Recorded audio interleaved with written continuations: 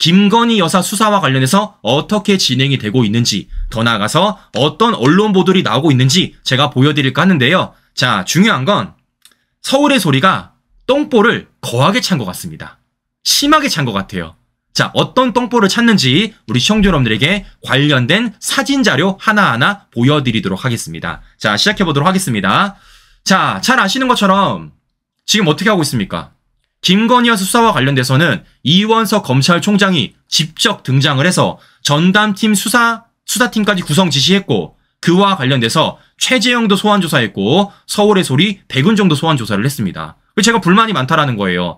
왜 김건희 여사 수사만 이렇게 진척이 되고 있고 문재인, 이재명 관련돼서는 소환 조사 소식이 들리지 않느냐라고 제가 말씀을 드렸던 건 아니겠습니까? 자, 그렇기 때문에 우리 개딸 여러분들은 검찰 수사와 관련돼서 뭡니까? 아쉬운 소리 하지 말아라, 섭섭해하지 말아라 라는 말씀을 제가 좀 해드리고 싶은 것인데요. 자, 그런데 중요한 건 수사가 진행되면 진행될수록 진실이 밝혀지고 있다는 겁니다. 자, 무슨 얘기냐? 자, 지금 최재형이 어떻게 되고 있냐면요, 실제 출국 정지를 당했습니다. 출국 정지. 그러니까 해외 못 나가는 겁니다. 쉽게 말씀드려 도망 못 가는 거예요.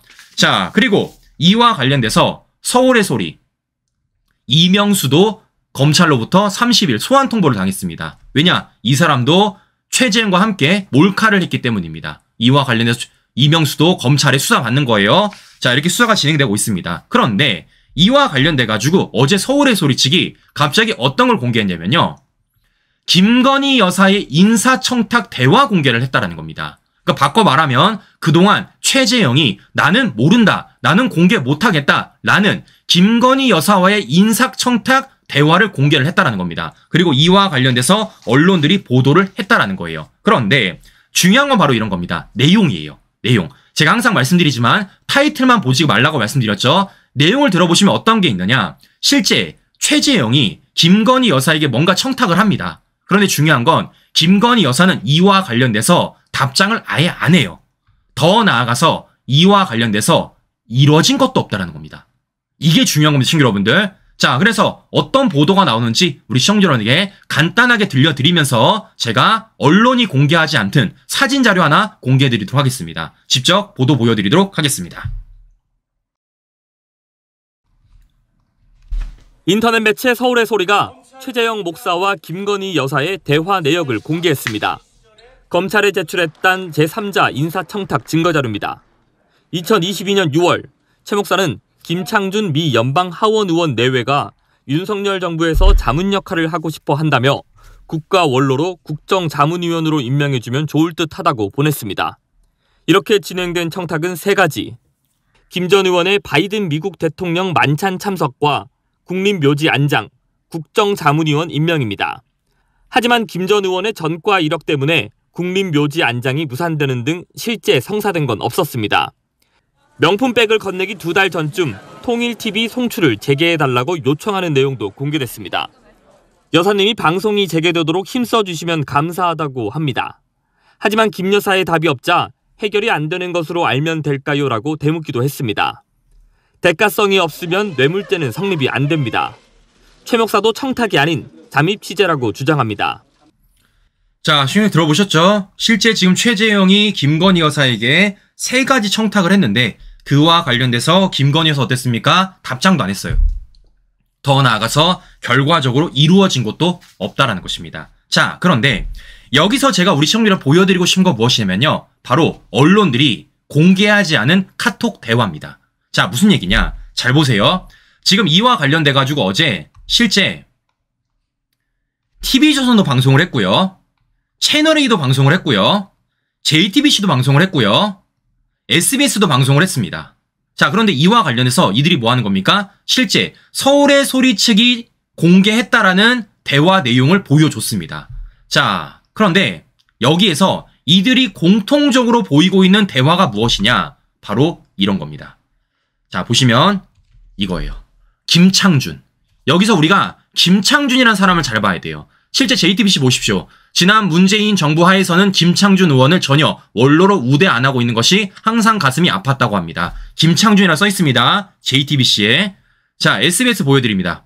SBS도 뭐라는 겁니까? 김창준 의원을 잘 상의하셔서 어쩌고저쩌고 쓰여 있어요. 자, TV순도 보여드립니다. 뭐라고 써 있습니까? 김창준 전 미 연방 하원 의원을 이런 식으로 써오고 있어요. 채널A도 뭐라고 쓰고 있습니까? 김창준 이런 식으로 쓰고 있습니다. 자, 근데 신규 여러분들 여기서 제가 한 가지를 더 보여드릴게요. 자, 실제 그래서 제가 궁금했습니다. 서울의 소리치기 어떤 카톡 대화록을 공개를 했는지 이유와 관련해서 궁금했어요. 실제 그래서 제가 서울의 소리 방송을 봤습니다. 자, 보니까 특종 핵심 요약, 김건희의 명품 수수와 충격적인 청탁 실체 이래가지고 서울의 소리가 방송을 하더라고요. 방송을 합니다. 자, 그리고 실제 이들이 앞서 보여드렸던 김창준과 관련된 내용을 이렇게 공개합니다. 이렇게 공개를 해요. 자, 공개를 해요, 시청자 여러분들. 자, 그런데 제가 여러 차례 서울의 소리 측 최재영이 제보했다는 이 카톡에서 중요한 점이 제가 뭐라고 말씀드렸었죠? 바로 하얀색과 노란색이라고 말씀드렸어요. 즉, 내가 보낸 메시지는 흰색이고 내가 받은 메시지는 노란색이다 라고 말씀을 드렸습니다. 그런데 되게 이상한 건 무엇이냐면요. 이 김창준과 관련돼 가지고 노란색도 보이고 흰색도 보인다라는 겁니다. 자, 무슨 얘기냐? 잘 보세요. 어제 서울의 소리 측의 영상을 보니까요. 보십시오. 노란색으로 김창준 써 있어요. 김창준. 그런데 흰색으로도 김창준이라 써 있습니다. 흰색으로도. 뭐라 써 있습니까? 정착 중인 김창준 연방 하원 의원의 부부입니다. 이렇게 써 있어요. 그러니까 노란색도 김창준과 관련된 청탁이고 흰색도 김창준과 관련된 청탁이라는 겁니다. 자, 시청자 여러분들 이상하죠? 이상하죠? 네? 같은 최재형이 보냈는데 왜 노란색도 있고 흰색이 있냐는 겁니다. 자, 그런데 우리는 이미 알고 있는 사실이 한 가지가 있어요. 어떤 사실입니까? 이 방이 뭐라는 겁니까? 1대1 카톡 대화방이 아니라 뭐라는 거예요? 단톡방이라는 겁니다. 단톡방. 김건희 여사와 최재형 그리고 제3의 인물이 있는 단톡방. 제가 이거 보여드렸죠? 이거 이미 단톡방이라고. 자, 그러면 중요한 건 이런 겁니다. 중요한 건 잘 보세요. 지금 서울의 소리 측도 그렇고 언론들도 그렇고 지금 최재형이 어떤 걸 청탁했다라는 겁니까? 김창준과 관련된 인사청탁을 했다라는 거예요. 그리고 그와 관련해서 뭐 하는 겁니까? 실제 이러한 카톡 내용을 깐 겁니다. 이런 카톡 내용을 깐 거예요. 자, 그런데 제가 노란 색깔은 이해하겠다고. 노란 색깔은. 근데 뭐라는 겁니까? 흰 색깔은 어떻게 설명할 거예요? 흰 색깔은? 이건 뭐라는 겁니까? 최재형이 자신의 핸드폰으로 보낸 게 아니라 지금 최재형의 문자를 누군가가 캡처를 했다는 거 아니겠습니까? 즉 제3자가 캡처를 해서 이걸 서울의 소리 측에서 방송을 했다라는 거예요. 자, 그러면 저는 이렇게 말하도록 하겠습니다. 이 제3자 수사 받아야죠. 이 제3자 수사 받아야죠. 왜겠습니까? 이 사람도 알고 있었다는 거 아니겠습니까? 이 사람도 뭐와 관련돼서 최재형이 김건희 여사에게 인사청탁을 하고 있다는 사실을 알고 있는 건 아니겠어요, 시청자 여러분들? 아, 생각해 보십시오. 이 단톡방 안에서 최재형이 노란 색깔로도 인사청탁을 하고 흰 색깔로 인사청탁을 했다는 모르겠습니까? 이거 알고 있었다라는 거예요. 알고 있었다라는 겁니다. 최재형이 핸드폰 2개를 썼다는 거 아닌 이상은 이거 알고 있었다라는 겁니다. 즉 뭐 하는 겁니까? 제3자도 최재형이 김건희 여사에게 인사청탁을 하고 있다는 내용을 알고 있었다라는 거예요. 그러면 이거 어떻게 되겠습니까? 수사 받아야죠. 최재형뿐만이 아니라 제3자도 수사 받아야죠. 왜냐? 공범이니까. 공범이니까. 자, 무엇보다 이게 만약에 앞서 말씀드렸던 단톡방이었다면 중요한 건 뭐겠습니까? 이 노란색의 인사청탁은 최재형이 아니라 누구라는 겁니까? 제3자가 될 수도 있다라는 거예요. 왜냐? 최재형은 노란색으로 표시가 되니까.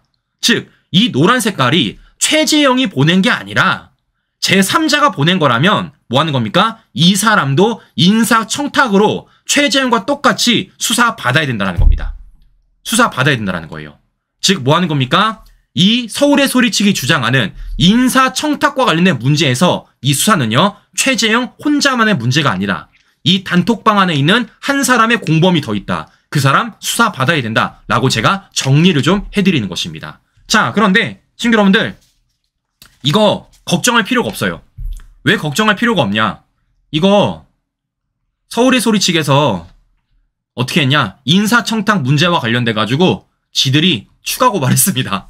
네, 서울의 소리 측이 알아서 추가 고발해줬어요. 자, 그러면 서울의 소리 측의 추가 고발에 따라서 뭐 하면 됩니까? 검찰은 수사하면 될 것입니다. 어떤 수사? 저 카톡방의 1대1 대화방이 아니었다. 저게 단톡방이었다. 그리고 그 단톡방에는 제3의 인물이 있었다. 그리고 그 제3의 인물이 실제 최재형이 한 인사청탁과 관련돼서 알고 있다. 이 사람도 사실상 공범이다. 이 사람에 대해서 검찰이 수사를 해야 된다. 그 제3의 인물이 누구인지 정체를 까야 된다는 겁니다. 이게 까지면 어떻게 된다는 겁니까? 저는 충분히 좌파들에게 역풍 불 수 있다라고 말씀을 드리는 것입니다. 자, 왜겠습니까? 지들끼리 짠 거잖아요. 최재형 혼자서 인사청탁을 한 게 아니라 지금 최재형과 제3의 인물이 공모를 해서 김건희 여사에게 뭐 한 겁니까? 인사청탁을 하면서 그들이 이 카톡을 만들어낸 것 아니겠습니까? 이건 엄연히 공작이죠. 이건 엄연히 함정을 판 거죠. 자, 그렇기 때문에 이와 관련돼서 다른 곳이 아닙니다. 서울의 소리치기 고발한 만큼 검찰은 수사를 통해서 밝히면 된다라는 말씀을 제가 좀 해드리는 것입니다. 자, 신규 여러분들 잘 보세요. 잘 보십시오. 시간이 지나면 지날수록 진실들은 밝혀지고 있습니다. 보시는 것처럼 김혜경의 법인카드와 관련돼서도, 문다혜의 수상한 송금 거래 내역과 관련돼서도, 반대로 김건희 여사와 관련된 사건에 있어서도 지금 어떻다라는 겁니까? 사실관계들이 하나하나 밝혀지고 있다는 겁니다. 제가 이래서 말씀을 드리는 거예요. 시간은 우리 편이라고요. 그리고 무엇보다 오늘 언론 보도를 보셔서 아시겠지만 그동안 우리가 실제적으로 봤던 사진 자료들, 영상 자료들, 전산 자료들, 녹취 자료들 지금 모두 다 어떻게 되고 있습니까? 검찰이 들여다보고 있다는 겁니다. 그리고 그런 자료들을 검찰이 들여다보고 실제적으로 그와 관련 어떻게 하고 있습니까? 언론 보도가 나오고 있다는 거예요. 제가 이래서 말씀을 드리는 거예요. 우리끼리 알아서는 안 된다. 이와 관련돼서 수면 위로 띄워야 된다는 겁니다. 그동안 손상디 TV에서 우리가 여러 차례 봤었던, 제가 우리 시청을 보여드렸던 각종 전산, 사진, 영상, 네, 녹취 자료들, 실제 그걸 검찰이 증거물로 압수를 했고 입수를 해가지고 들여다보고 있고 그와 관련된 수사 상황이 벌어지고 있다는 겁니다. 다만 제가 참 아쉬운 건 무엇이냐면요. 왜 이걸 지금에서야 들여다보느냐, 왜 이게 지금에서야 언론 보도가 나오냐라는 생각이 든다는 것입니다. 자, 근데 신규 여러분들, 지난 2년 우리가 후회해봤자, 우리끼리 서로서로 손가락질해봤자 어떻게 되겠습니까? 저는 도움 안 된다 생각합니다. 물론 시시비비는 가려야 될 거예요. 그런데 중요한 건 뭐라는 겁니까? 우리가 진실을 밝힘에 있어서 그 시시비비가 덮어서는 안 된다는 겁니다. 덮어서는 안 되는 거예요. 뭐가 우선순위라는 겁니까? 먼저 진실을 밝히고 죄 있는 사람들이 죄를 물어보는 게 우선순위라는 겁니다. 일단 우리 집어넣고 생각해보자고요. 집어넣고. 네, 일단 죄진 자들 집어넣고 이와 관련해서 문제점 있는 사람들은 우리가 추후에 물어보자라는 말씀을 제가 좀 해드리고 싶은 것입니다.